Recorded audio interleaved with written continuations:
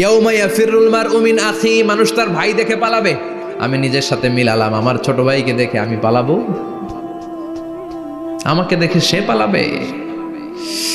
ওয়া উম্মিহি ওয়া আবি, যেই মায়ের পেটে 10 মাস আমি ছিলাম, যে মা আমি না ঘরে না গেলে ঘুমায় না, আমি না খেলে মা খেতে চায় না, আমার জন্য আমার মায়ের প্রাণ, আমার মায়ের জন্য আমার প্রাণ, কত ভালোবাসাবাসী। ওই মা আমাকে দেখে চিনবে না, আমি নাকি আমার মাকে দেখে চিনব না। আমি আমার বাবারে দেখে পালাবো। ছোটবেলা থেকে কোলে পিঠে করে আমার বাবা আমারে মানুষ করলো, বাবাকে কত ভালোবাসি, বাবার সাথে কত ভালোবাসার গল্প, এই বাবারে দেখে আমি দৌড় দিব, বাবা আমারে দেখে দৌড়াবে। ওয়া সাহিবাতিহি ওয়া বানি, সাহিবা মানে প্রিয়তমা স্ত্রী, যার সাথে এত ভালোবাসা এত খুনসুটি, তারে দেখে আমি পালাবো।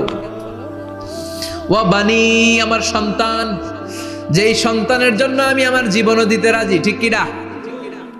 সন্তানকে দেখে আমি দৌড়, আব্বু বলে ডাক দিল আমি চিনব না, আমার মেয়েটা আমারে ডাকলে নাকি আমি চিনব না, আমার মেয়েও আমারে চিনবে না। ইয়াউমা ইয়াফিরুল মারউ মিন আখিহি ওয়া উম্মিহি ওয়া আবিহি ওয়া সাহিবাতিহি ওয়া বানিহি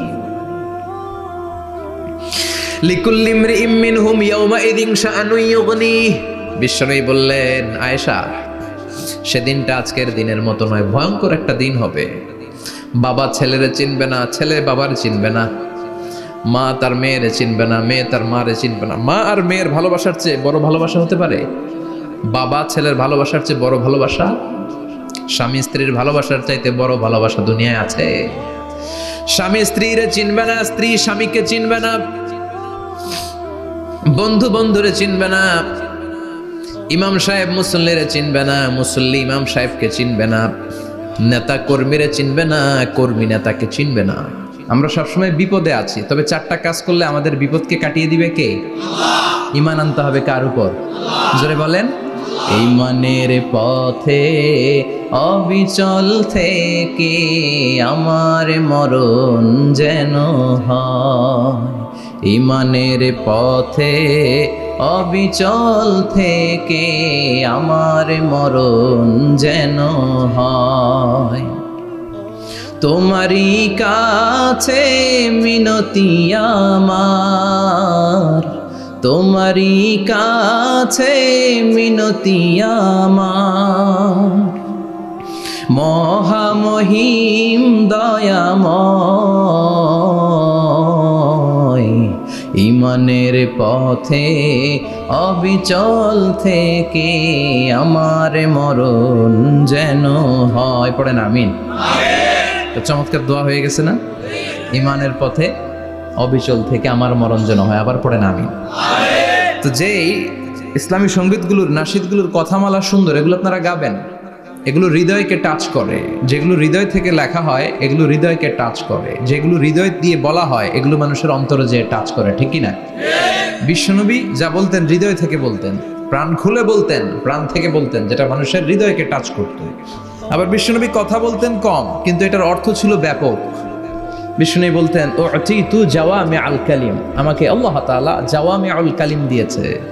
বিশ্বনবী বলতেন অল্প, বলতেন অল্প, কিন্তু এটার অর্থ, ব্যাখ্যা, বিশ্লেষণ ভলিউমের পর ভলিউম হয়ে যায়, কিন্তু ব্যাখ্যা শেষ হয় না। সুবহানাল্লাহ। আবার বিশ্বনবী বলতেন, নুসিরতু বির-রা'বি মাসিরাতা শাহর, আমি যে এলাকায় দাঁড়িয়ে থাকি এলাকার ডানে বায়ে সামনে পেছনে 1 মাসের দূরত্বের রাস্তা পর্যন্ত ওই জায়গায় কোনো কাফের দাঁড়িয়ে থাকলে আমার ভয়ে তার অন্তর থার করে কাঁপে। ভয় দিয়ে বিশ্বনবীকে আল্লাহ তাআলা সাহায্য করেছেন। 1 মাস ডানে বায়ে সামনে পেছনে 1 মাসের দূরত্বের ভেতরে যদি কোনো কাফির মুশরিকদের আন্ডা বাচ্চাও থাকে, যত দূরেই থাকুক, বিশ্বনবীর ব্যাপারে তার অন্তরে ভয় আর ধুকধুকানি শুরু হয়ে যায়। সুবহানাল্লাহ পড়েন। এজন্য আমরা বিপদ কাটাতে পারবো না যতক্ষণ না ঈমানদার না হতে পারি। পাক্কা ঈমানদার হতে হবে। ওয়ালা তালবিসু ঈমানাহুম বিযুলমিন, তোমাদের ঈমানকে জুলুমের সাথে মিশ্রিত করো না। জুলুম মানে শিরক, শিরকের সাথে আমাদের কোনো সম্পর্ক নাই। ঈমান হতে হবে পাক্কা ঈমান। ঈমানের সাথে যদি শিরক ঢুকে, ওটা কি পাক্কা ঈমান হয়? খালিস ঈমান হয়? মসজিদে যে নামাজও পড়েন, মাজারে যে সেজদাও দেন, এরকম আছে না নাই? মসজিদে যে আল্লাহর কাছে চায়, মাজারে যে বাবার কাছে চায়, আছে না নাই? মসজিদেও দান করে, আবার মাজারে যেও দান করে, আছে না নাই? না, আপনার এই ডবল স্ট্যান্ডার্ডকে থামিয়ে দিতে হবে, এটাকে ব্রেক করে ফেলতে হবে। আপনি চাইবেন শুধু একজনের কাছে, তিনি কে? বিশ্বনবী বলতেন, ইদা সাআলতা ফাসআলিল্লাহ, যখন চাইবা আল্লাহর কাছে চাও। হাত পাতবেন কার কাছে? ওয়া ইদা ইসতাআনতা ফাসতাইন বিল্লাহ, সাহায্য যদি চাও একমাত্র কার কাছে যাবা? আমাদেরকে সাহায্য করতে পারে কে? বিপদে পড়লে উদ্ধার করতে পারে কে? কবরে মাজারে পড়ে থাকা ব্যক্তি আমাদের উদ্ধার করতে পারে? কথা বুঝতেছেন তো? সহজ না কথাটা? এতজনের কাছে যাওয়া যাবে না, এতজনের কাছে মাথা নোয়ানো যাবে না, নোয়াবো এক জায়গায়, তিনি কে? আবার বিশ্বনবী বলতেন, এই শিরিক হচ্ছে আখফা মিন দাবিবিন নামাল, পিঁপড়ার গুটি গুটি পায়ের চেয়েও শিরকটা হলো বড় সূক্ষ্ম। পিঁপড়া যেমনি গুটি গুটি পায়ে মিষ্টির দোকানে ঢুকে যায়, যে মিষ্টি নষ্ট করে, শিরক তেমনি তোমার ভেতরে ঢুকে তোমার ইমানকে নষ্ট করে দেয়। আখফা মিন দাবিবিন নামাল, আপনি পাহাড় পরিমাণ গুনাহ নিয়ে, হাদিসে কুদসিতে এসেছে, সাগরের ফেনা পরিমাণ পাপ নিয়ে আল্লাহর কাছে হাজির হয়েছেন। আল্লাহ, আমি পাপী, আমি কি? পৃথিবী না জানুক আমি তো জানি, আমি কি পাপ করেছি হায়। পৃথিবী না জানুক আমি তো জানি, আমি কি পাপ করেছি হায়। আমার পাপের করলে বিচার, বাঁচার উপায় নাই আমার। দয়াময় প্রভু মাফ করো আমায়, মাফ করো আমায়। পড়ে না আমি? আমরা সবাই পাপী। আমরা কি? বিশ্বনবী বললেন, কুল্লুকুম খাত্তাউন, তোমরা সবাই পাপী। ওয়া খায়রুল খাত্তাইন আত-তাওয়াবুন, আর এই পাপীদের মধ্যে সবচাইতে ভালো পাপী ওই পাপী যেই পাপী পাপ করার পরে তওবা করে কার কাছে? এজন্য আল্লাহ বললেন, ইয়া আইয়ুহাল্লাযীনা আমানু তুবু ইলাল্লাহি তাওবাতান নাসুহা, তওবার মতো তওবা করো, কান্নার মতো কান্না করো। চোখের পানি এটা একটা খুব পাওয়ারফুল একটা জিনিস, এটা আপনার পাপকে ধুয়ে মুছে সাফ করে দেয়, আপনাকে নিষ্পাপ বানিয়ে দেয়, ঠিক কি না? তো এই বিশাল পাপের বোঝা নিয়ে, পাহাড় পরিমাণ গুনাহ নিয়ে কিয়ামতের দিন যদি আল্লাহর কাছে আপনি হাজির হয়ে যান, ওই পাপের মধ্যে যদি শিরকের পাপ না থাকে, মানে কোনো মাজারে যে সেজদা দেন নাই, বাবার কাছে যান নাই, কোনো মাজারে মানত করেন নাই, মাজারে লাল শালু দেন নাই, মোমবাতি দেন নাই, আগরবাতি দেন নাই, মাজারে মুরগি মানত করেন নাই, এই পাপগুলো করেন নাই, অনেক পাপ আপনার আছে, কিন্তু শিরকের পাপ নাই। কোন পাপ নাই? আল্লাহ বললেন, হাজার কোটি পাপ নিয়ে, পাপের বোঝা নিয়ে, পাহাড় পরিমাণ অন্যায় নিয়ে, গুনাহ নিয়ে যদি আমার সামনে আসো, আর এই গুনার মধ্যে যদি শিরকের কোনো গুনাহ না থাকে, তাহলে আমি আল্লাহ পাহাড় পরিমাণ দয়ার ক্ষমা নিয়ে তোমার কাছে হাজির হয়ে যাব। সুবহানাল্লাহ। এজন্য শিরকের সাথে আমাদের কোনো সম্পর্ক, এই শিরক করলে তার মাফ নাই। ইন্নাল্লাহা লা ইয়াগফিরু আন ইউশরাকা বিহি, শিরক করে ফেললে আর মাফ নাই। এটা ভয়ঙ্কর, এটা ক্যান্সারের চেয়ে ভয়ঙ্কর। ক্যান্সারের অ্যান্সার আছে, শিরকের কোনো অ্যান্সার নাই। লা ইন আশরাকতা লা ইয়াহবাতান্না আমালুক, যদি তুমি শিরক করো, তোমার রোজা, নামাজ, হজ, যাকাত, জিকির গুলারে বাতিল করে দিবে কে? এজন্য শিরকের সাথে আমাদের সম্পর্ক আছে। এত ওয়াজ আমরা করি, তারপরে অনেক জায়গায় ছবিতে দেখি যে মহিলারা যে মাজারে সিজদায় পড়ে থাকে। এজন্য এটা ছড়ায় দিবেন, এই মাহফিলের কথাগুলো, এই যে রেকর্ড হচ্ছে, এগুলো ছড়ায় দিবেন। গণসচেতনতার দরকার আছে। এই যত আমরা ট্রাই করে যাব, একটা সময় দেখবেন আমাদের এই সকলের একসাথে প্রচেষ্টার ফলে এই শিরক নামক ভাইরাস বাংলাদেশ থেকে আমরা বিদায় করে দিতে পারবো। চিল্লা এখন, ঠিক কিনা? এজন্য আমরা বিপদে আছি, তবে ইমানদার, শিরক ব্যতি রেখে খালেস ইমানের যদি অধিকারী হয়, আমাদেরকে বাঁচিয়ে দিবে কে? দুই নম্বরে ওয়া আমিলুস সলিহাত, কি বলছে মনে আছে তো? ইমান, ইমান আনলে বেঁচে গেলাম। আরেকটা কি? আমিলুস সলিহাত, নেক কাজ, ভালো কাজ। ভালো কাজ শুধু জিকির করার, নামাজ পড়া নাকি? না, আপনি কাউকে পরামর্শ দিলে এটাও ভালো কাজ। ঋণ দিবেন, ঋণ দিলে আপনার মর্যাদা বাড়ায় দিবে কে? অভুক্তকে খাওয়াবেন, বিপদে পড়লে সাহায্যের হাত বাড়িয়ে দিবেন। রাস্তায় দাঁড়িয়ে আছেন, একজন পথ চেনে না, পথ দেখিয়ে দিবেন। এটা অনেক সওয়াব।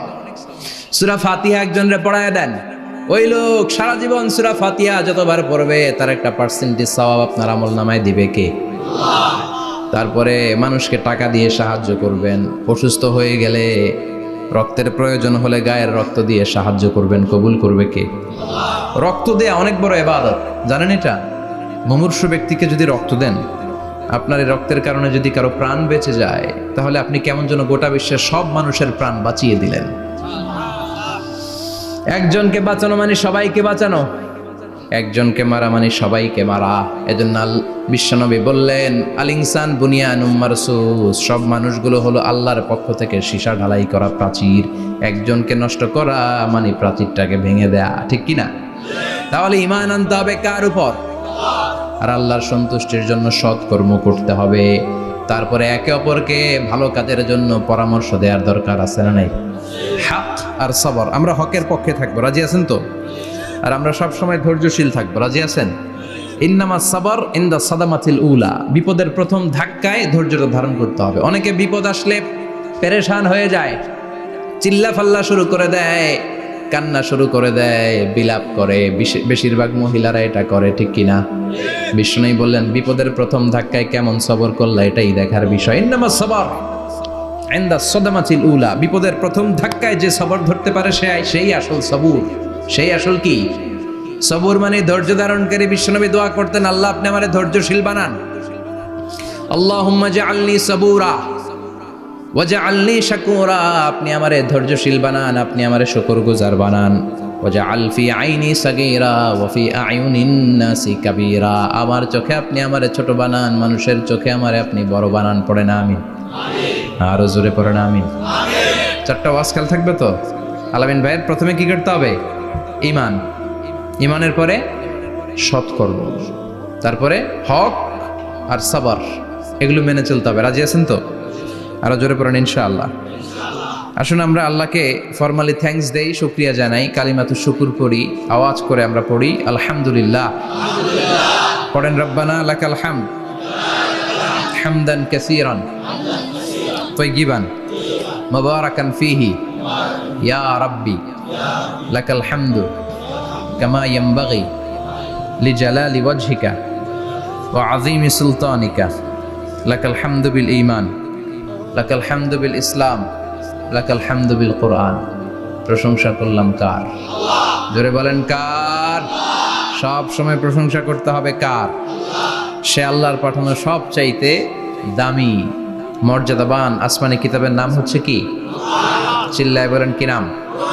এই যে সূরাতুল আসর তেলাওয়াত করেছে, কোন কিতাবে আছে? কথা বলেন। এই কোরআনটা হচ্ছে নূর, এই কোরআনটা হচ্ছে হিদায়াত, এই কোরআনটা হচ্ছে শিফা, এটা হচ্ছে আলো। এই কোরআন থেকে আলো নিয়ে নিজেদেরকে আলোকিত করতে হবে। কি করতে হবে? আলো। আলোর দরকার আছে না নাই? আলো ছাড়া কিছু দেখা যায়? এজন্য কোরআনকে আলো বানিয়ে পাঠালো কে? রব্বুল আলামিন বলেন, কিতাবুন আনজালনাহু ইলাইকা লিতুখরিজান নাসা মিনাল যুলুমাতি ইলান নূর। ও নবী, একটা কিতাব পাঠালাম, যেই কিতাব অন্ধকার থেকে আপনাদেরকে আলোর দিকে নিয়ে যাবে। কোন দিকে নিবে? জোরে বলেন। আমরা আলোর পথের সৈনিক, আমরা জান্নাতে যেতে চাই। জান্নাতে যেতে হলে যে বইটা মানতে হবে, বইটার নাম কি?